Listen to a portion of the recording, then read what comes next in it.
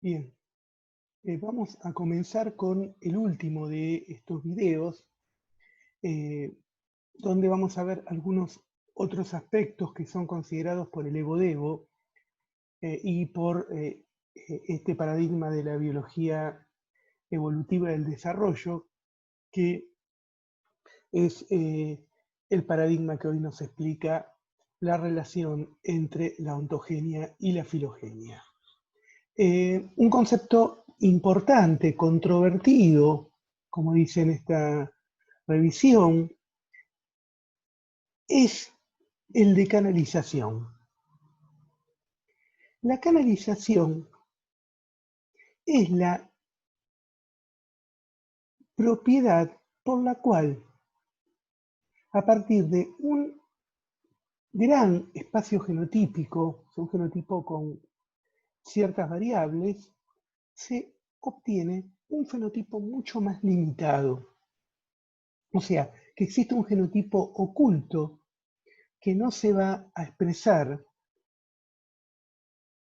Esto mantiene cierta constancia fenotípica que es fundamental si el ambiente no cambia.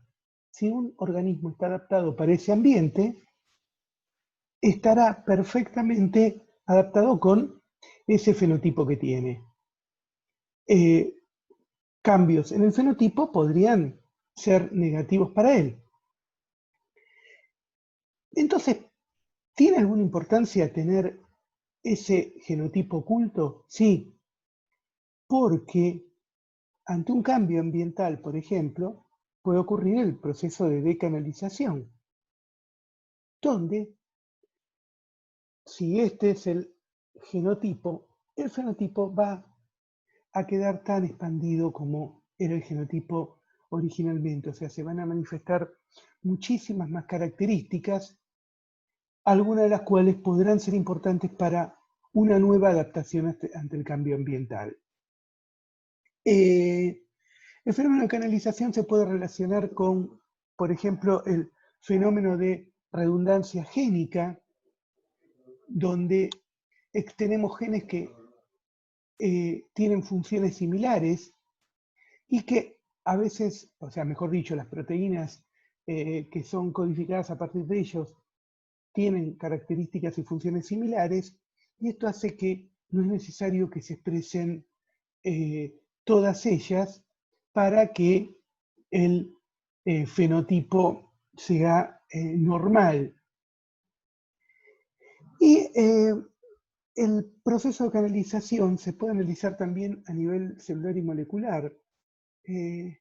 Hace unos cuantos años, en un trabajo que estaba realizando con cultivo de células, se vio que cuando se producía lo que se llama el shock térmico, o sea, elevar la temperatura del cultivo, se empezaban a expresar en grandes cantidades unas proteínas que no se sabía bien qué era, pero que se las llamó HSP, que significa justamente proteína de shock térmico.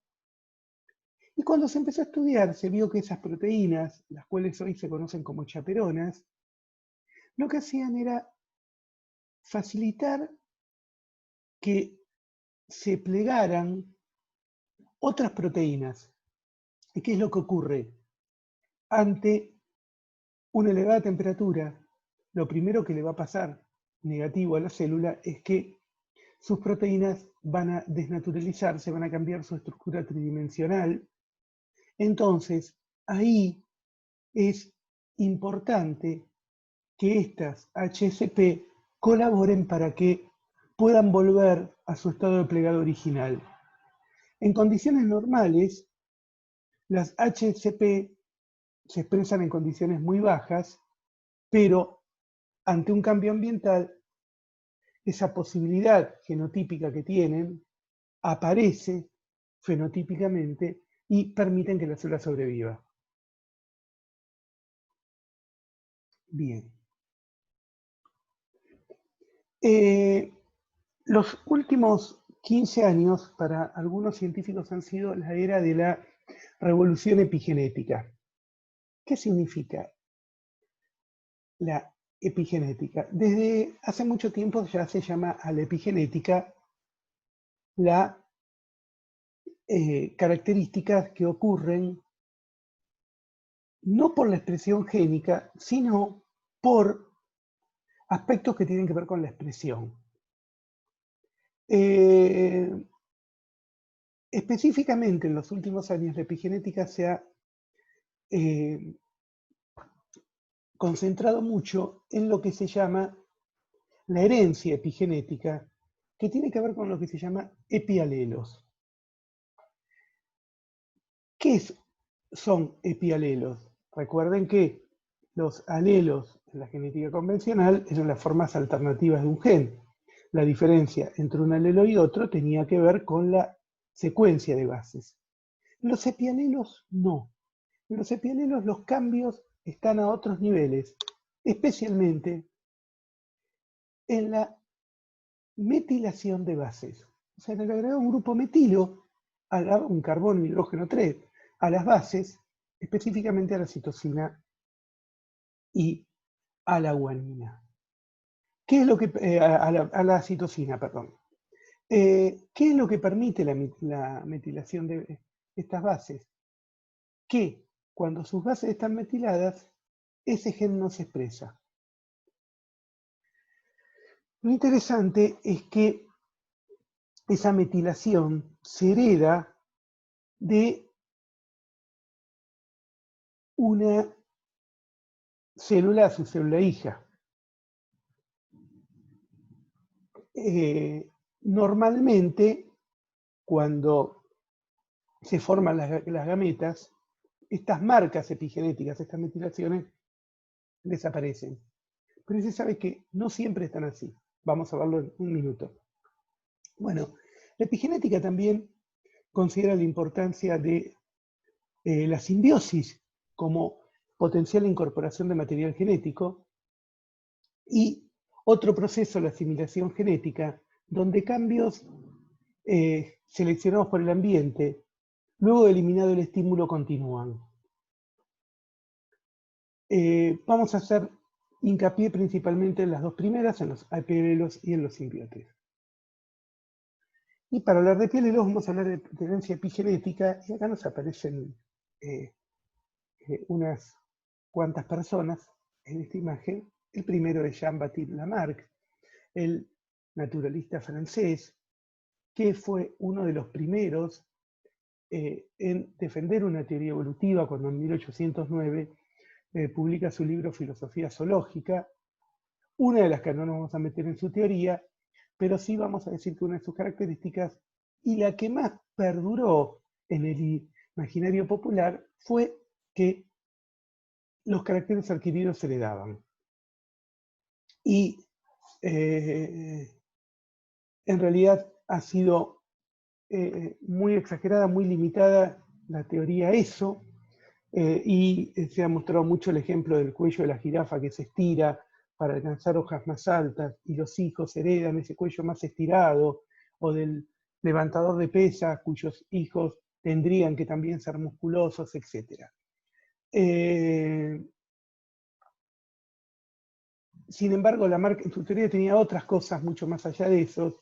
La idea de la herencia de caracteres adquiridos inclusive la mantuvo Darwin, pero durante mucho tiempo hablar de Lamarck era hablar de alguien que se había equivocado mucho. Ahora vamos a pasar el libro de Lamarck es de 1809, la filosofía zoológica, donde, por lo menos en la edición que yo leí, la jirafa no aparece nunca. Llegamos a 1944-45, cuando termina la Segunda Guerra Mundial y el norte de Holanda queda aislado, no le llega alimento y se produce lo que se llama la hambruna. Y en esa hambruna, las mujeres que estaban embarazadas tienen hijos pequeños. Y aquí aparece una actriz que fue muy famosa en la segunda mitad del siglo XX, que fue Audrey Hepburn, que justamente era el fenotipo típico de estas mujeres muy pequeña, delgada, Se sumaban otras cosas, por ejemplo, era frecuente la diabetes de tipo 2, que normalmente está relacionada con una mejor asimilación de los nutrientes en las primeras décadas de la vida, y luego una consecuencia negativa es esto. Bueno, había una serie de cambios que obviamente eran sin duda un efecto medioambiental que tenía que ver con con esta situación de hambruna que habían tenido. Lo que llama la atención es que las hijas de estas mujeres también nacen más pequeñas. ¿Cómo explicarlo si ellas habían tenido después una nutrición normal? Y aquí en la siguiente foto aparece el doctor Héctor Cucciarelli, un verdadero maestro que murió hace unos pocos años, que fue profesor de la Universidad Nacional de La Plata en la carrera de antropología y fue el primer antropólogo experimental de la Argentina, y él veía en sus trabajos, él y todos sus discípulos, que una segunda generación de ratas, luego de haber desnutrido a hembras preñadas, seguían con un menor tamaño. O sea, se desnutría la hembra preñada, la F1 de esa hembra preñada, la descendencia de esa hembra preñada era más pequeña, lo que era lógico.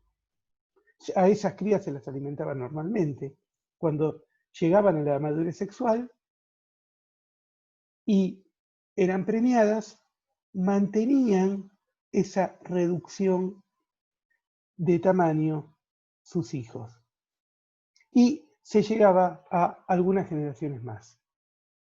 Bueno, en un momento era bastante difícil de explicar eso y nadie podía decir en voz alta que era una explicación lamarckiana. Hoy se sabe que es herencia epigenética. El efecto que tuvo el medio ambiente sobre la hembra preñada fue heredado al menos por 2 generaciones. Algunos experimentos siguen con bastantes generaciones más y no se sabe hasta cuándo esa herencia podría mantenerse. Evidentemente es un proceso adaptativo pensando que las hijas pueden estar, no digamos el pensando, pero parece que hubiera una inteligencia superior, o sea, digamos que permite que si el proceso sigue, o sea, la caída de alimentos sigue, algunas generaciones más estén mejor preparadas para resistirlo. Bien. A partir de los trabajos de Margulis sabemos que la simbiosis es un proceso fundamental en evolución, pero también es importante en la individualidad, porque muchos individuos expresan genes que en realidad no son propios y no son de simbiotes. Por ejemplo, estos son unos áfidos, unos pulgones, donde es la misma especie, y una bacteria los infecta. Fíjense el cambio de color del pulgón, esté o no infectado. Y este cambio de color tiene ventajas adaptativas, entonces ese gen, si bien no es incorporado al genoma, es importante para la supervivencia de las poblaciones. Bien, y llegamos al extremo de la simbiosis, que termina siendo ya un proceso, no sabemos si realmente denominarlo simbiosis, porque lo que termina incorporándose son genes exógenos a nuestro genoma. ¿Y a partir de qué se incorporan? De las infecciones virales, especialmente de las retrovirales. Los retrovirus son un grupo de virus que son capaces de hacer lo que se llama la transcripción inversa, que es formar ADN a partir del ARN. Cuando los retrovirus entran y salen de un genoma, pueden llevarse y traer genes. Por ejemplo, los retrovirus suelen tener genes que en realidad son genes de los mamíferos o de las aves que también infectan y que los arrastraron cuando salieron. Pero también pueden dejar genes en el genoma.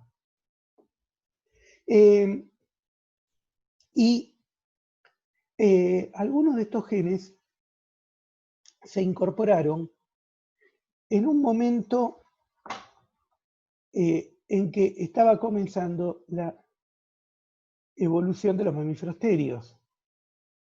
Y estos genes aparentemente han tenido un rol fundamental para el origen de la placentación. Porque, por ejemplo, las sincitinas, que son genes que favorecen la fusión celular, favorecen el desplazamiento celular, favorecen la resistencia a el ataque de los sistemas de defensa, parecen haber sido fundamentales para que se establezca la placenta en los primeros momentos de la evolución de los terios. Y durante su evolución, los mamíferos han ganado y perdido genes retrovirales que solo se expresan en condiciones normales en la placenta. Y esto, para muchos científicos, es la explicación a por qué la placenta es el órgano más variable dentro de aquellos que tenemos los mamíferos. Por ejemplo, la placenta de los pequeños rumiantes es más invasiva que la de una vaca o la de un búfalo. Bien, en la placenta de los pequeños rumiantes se expresan algunos genes retrovirales que no se expresan, o sea, mejor dicho, los contiene, no solo que se expresan, sino que los grandes rumiantes, o sea, la vaca o el búfalo no los tiene, esos genes, y sí aparecen en el linaje que lleva a cabras y ovejas, que tiene una placenta más invasiva. Esto, obviamente, tiene que ver con una cuestión que la infección viral se desarrolló en un antecesor de estos animales y dejó el gen ahí. Bueno, hay, en el linaje de los mamíferos se puede ver perfectamente cómo se fueron insertando y en algunos casos desapareciendo luego estos genes. Lo curioso es que casi un 10% de nuestro genoma tiene un origen retroviral. La mayoría es lo que se llama genoma basura a veces, o sea, o pseudogenes que nunca llegan a expresarse ni que tampoco tienen ninguna función reguladora, pero muchos tienen esta característica. Se expresan en condiciones normales solo en la placenta, cuando también se expresan en algunas formas de cáncer. Piensen que células que pueden desplazarse e invadir, que resisten a la respuesta inmune, son características que tienen las células del cáncer.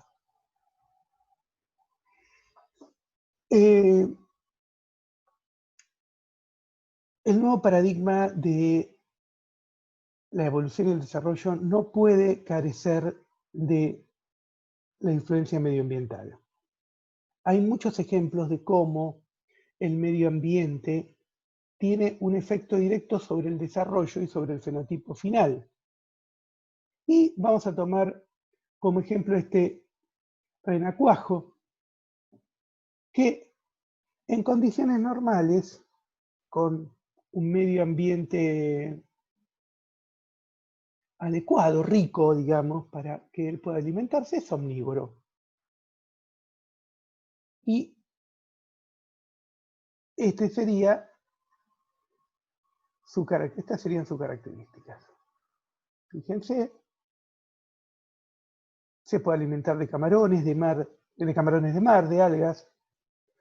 Y fíjense lo interesante, la longitud de su intestino. Vamos a tomar esto como parámetro más allá de las características de su musculatura. ¿Qué pasa cuando las lagunas donde vive se secan y empieza a perder elementos bióticos? Entran en una condición carnívora básicamente canibalística.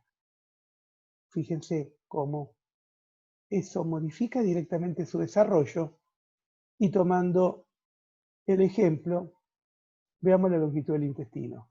Esto es una regla en todos los grupos de animales: intestino largo, herbívoro, intestino corto, carnívoro. Pasa en los mamíferos, pasa en las aves, cualquiera. Bien, existen muchos ejemplos también de cambios según la estación, y uno, por ejemplo, es el cambio que ocurre en algunos lagartos que, según la condición ambiental, pueden retener las hembras el huevo en condiciones ideales, son ovíparos, pero pueden retener el huevo, lo pueden retener, y el huevo eclosiona en el interior de la madre, se desarrolla una placenta y terminan como vivíparos. Hay lagartos que tienen poblaciones ovíparas y poblaciones vivíparas según la zona, según las características ambientales. Bien. Durante el desarrollo son importantes los efectos mecánicos. Esto, como muchas otras cosas, también se empezó a saber a partir de lo patológico. Por ejemplo, se veía que si las hembras preñadas comían cierto tipo de pasto, cierto tipo de plantas que tenían algunos alcaloides que hacían que los músculos se contrajeran, luego las crías iban a nacer con deformaciones de los miembros, justamente por el efecto mecánico de los músculos. Bueno, en condiciones normales, los efectos mecánicos son múltiples.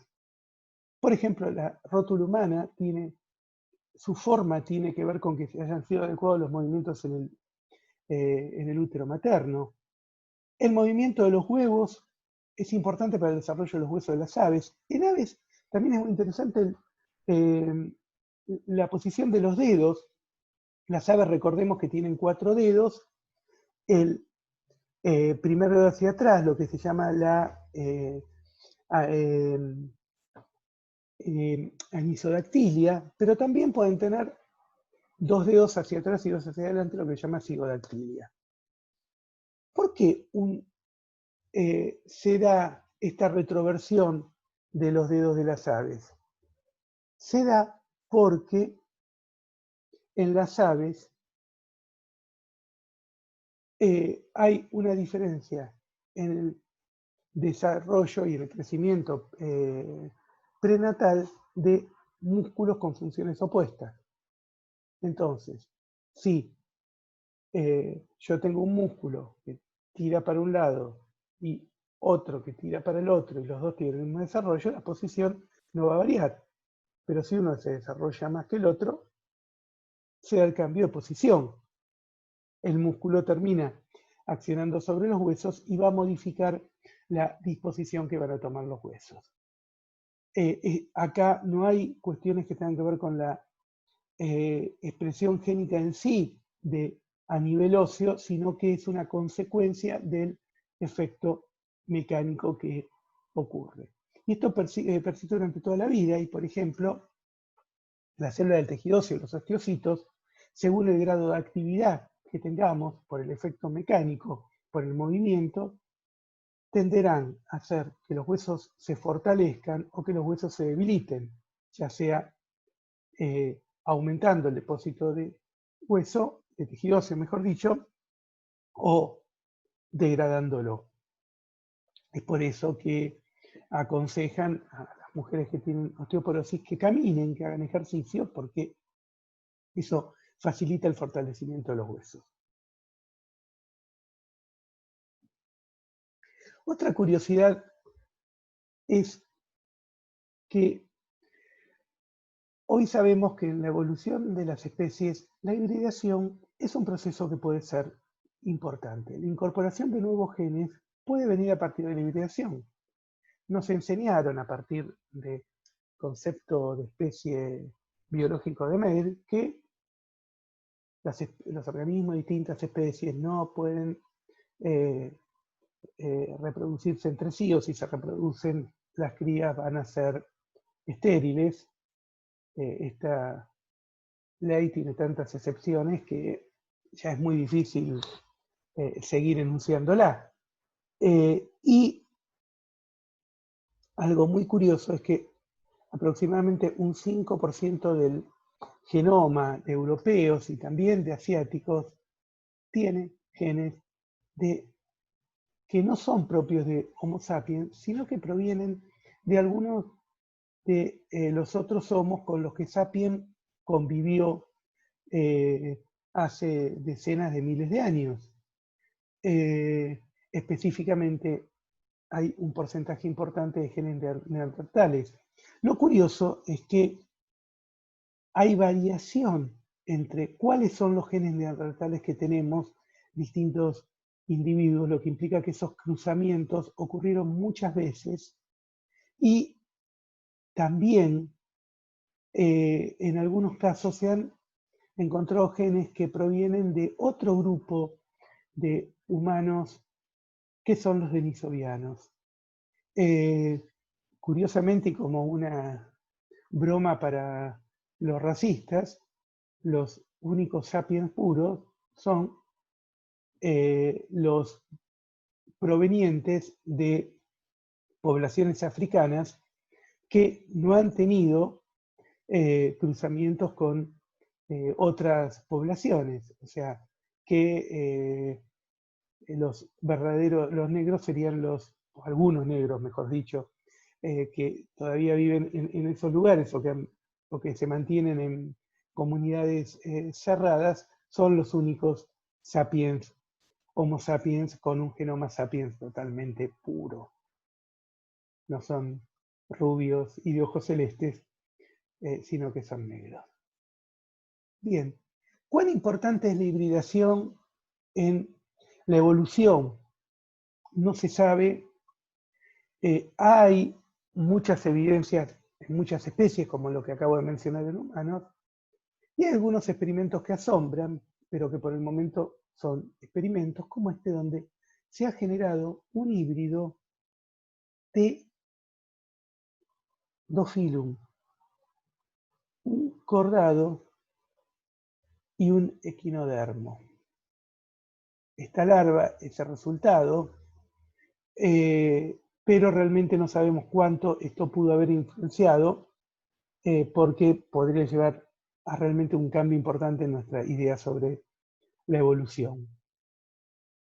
Bien, entonces, resumiendo y tratando de culminar con esta clase donde la idea fue mostrar cuál es el modelo actual y cómo ese modelo también es dinámico, porque hace algo más de 10 años no incorporaba la epigenética, no hablaba de la hibridación desde un lugar tan concreto como el descubrimiento de los genes neandertales.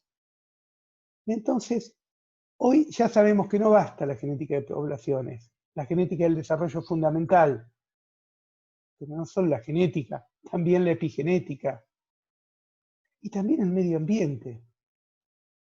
Y con todo esto podemos explicar cosas que antes eran inexplicables, como pensaba Darwin, como era un desarrollo complejo como el del ojo. Ya no necesitamos incorporar nada sobrenatural para explicar algunas cosas, como justamente ese desarrollo del ojo que tanto le quitaba el sueño a Darwin. Bien, entonces hoy se puede decir que en una nueva síntesis la evolución es el resultado de cambios heredables en el desarrollo de los organismos bajo las influencias medioambientales. Y vemos que Cuando antes se consideraba que la homología génica solo podía encontrarse en organismos muy emparentados, hoy la podemos ver en la diversidad. A partir del concepto de homología profunda podemos ver que hay genes que intervienen en procesos parecidos en organismos muy distantes. Y por último le voy a hacer algunas recomendaciones de lectura, más allá de las lecturas técnicas para este tema. Creo que las lecturas de los libros de divulgación de Gut son muy interesantes por muchos motivos. Escribe muy bien, toma aspectos que parecen muy extraños para explicar procesos evolutivos. Es extraordinario, por ejemplo, su artículo sobre la evolución del ratón Mickey, explicando la neotenia. Y este libro creo que es muy interesante porque es un libro que debe tener cerca de 40 años y que explica muchas de las cosas que son la base del futuro Evo en un lenguaje que es mucho más accesible que el de sus libros técnicos. Gut es una lectura imprescindible y este es uno de los libros, en general los libros de los 80 y fines de los 70 son los más interesantes. Gut también tiene un libro muy interesante que se llama La falsa medida del hombre, que trata básicamente un tema muy similar a este otro que estoy recomendando aquí, y que la falsa medida del hombre lo que trata es el determinismo biológico, cómo a lo largo del tiempo se ha ido manejando social y políticamente para poder generar ciertas dominaciones y ciertas discriminaciones. El mismo tema está en este libro de Lewontin, no está en los genes. Curiosamente, el primer autor, que es Lewontin, era un genetista molecular y su libro se llama No está en los genes. En realidad lo que quiere decir es no solo está en los genes, y nos sirve para entender algunas cosas y para no dejarnos engañar cuando, por ejemplo, nos dicen que se descubrió el gen de la locura, y es un titular en algún diario. Algunos diarios en Argentina son muy malos en divulgación científica, mienten bastante. Lo que en realidad debían decir es, se descubrió un gen que codifica para una proteína cuyo incremento podría favorecer determinadas formas de trastornos mentales. Y eso se traduce como se descubrió el gen de la locura. Recuerdo un científico argentino que ante una conferencia de prensa por un descubrimiento que se había hecho bastante popular hace unos años, dijo, antes que nada, no descubrí la cura contra el cáncer. Así que esa información que es manejado políticamente y que ha llevado a lo largo de la historia a muchas barbaridades y que hoy algunos intentan perpetuar.